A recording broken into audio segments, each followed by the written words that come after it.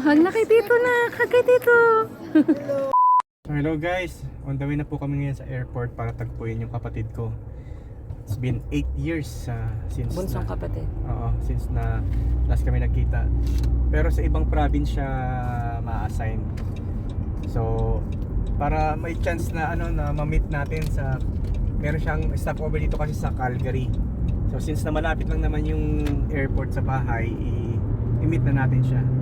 So anong balita Sky Farm Squad? So eto nga, medyo late post na nga tong video namin, pero gusto pa rin namin i-share sa inyo guys, dahil nga isang good news at achievement itong for today's video natin. Dahil finally nga nakarating na dito sa Canada ang bunsong kapatid namin. Yes, dito nga siya sa Canada magtatrabaho, pero hindi dito sa Calgary, Alberta. Doon nga siya sa small town ng British Columbia ma-assign. Sobrang dami nga ng layover niya coming from Canada, dahil nga from Malaysia to Singapore, Singapore to Japan, tapos Japan to Calgary, then Calgary to Kamloops. Medyo mahaba nga ang layover niya dito sa Calgary dahil 10 hours siya maghihintay. Mabuti na nga lang at malapit lang kami kaya pinuntahan na agad namin. Gumawa na nga rin kami ng welcome banner para pakita sa kanya. Medyo mahaba-haba nga ang nilakad namin dahil sa may domestic area kami nagpark. Mabuti na nga lang at nasa mood si Luis na maglakad. Dahil kung hindi, tsak nakakapagod kargahin.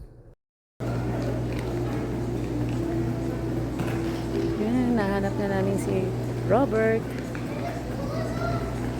Hey, let's go!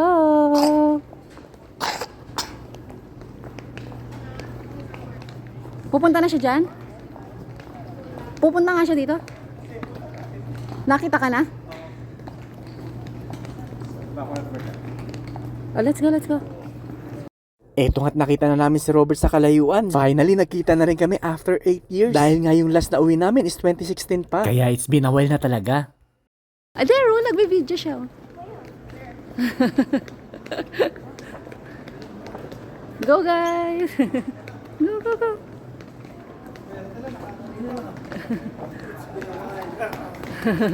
Hag na kay Tito na! Hag kay Tito! Musta? Musta na? Pagod na? Pagod na? Hag kayo kay Tito na, dali!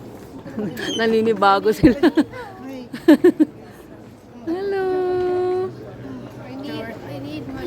Mano kay Tito na.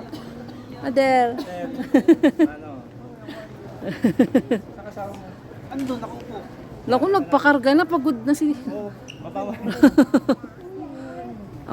Since mahaba-haba pa naman ang oras na pagstay nila dito sa Calgary, ay lumabas muna kami para kumain. Pinuntahan at tinawag na nga rin namin yung kasama ni Robert. Mabuti na nga lang, tumigil ang ulan dahil napakalakas. Dito na nga namin sila dinala sa may Darwin's Charcoal Barbecue and Chicken. Dahil sobrang sarap nga ng mga pagkain nila dito, lalo na yung mga manok. Super lapit nga lang pala nila sa airport, mga 1, 2 to 3 minutes drive. Kaya kung magagawi kayo sa Calgary, ay hindi dapat mamiss itong puntahan. Si Susta. Pagpasok ko mga ay makikita mo na agad itong mga manok na iniihaw. Nakalimutan ko na kung anong in-order namin dito sa menu, pero ang sarap at sulit talaga. Sa mga nagtatanong pala kung anong agency ni Robert sa Pilipinas, Golden Horizon Placement Agency. Mag-work pala siya dito as a cook sa A&W. Isang super busy na fast food chain yan dito sa Canada. O siya, kakain na muna kami guys at takam na ako dito sa manok. Thank you. Kain lang. Kain lang, wag maiya ah. Sit down, baby, sit down. Pagkatapos nga namin kumain, bumalik na rin agad kami sa airport. Dahil nga papunta rin kami sa Edmonton para sa CFC conference. Sayang at kung hindi kami pupunta ng Edmonton, ay maigala namin sa Calgary at mapunta sa bahay. Dahil nga matagal pang pagstay nila dito sa Calgary. Another blessing and an answered prayer para sa Sagaya family. Siguradong matutuwa si Mama and Papa dahil nandito na si Robert. Naway maging maayos at maganda ang pagstay mo dito sa Canada. Pagkatapos nga namin dito ay dumiretso na rin agad kami sa Edmonton. Maraming salamat sa nanonood at welcome to Canada bro. So paano, see you sa susunod nating vlog.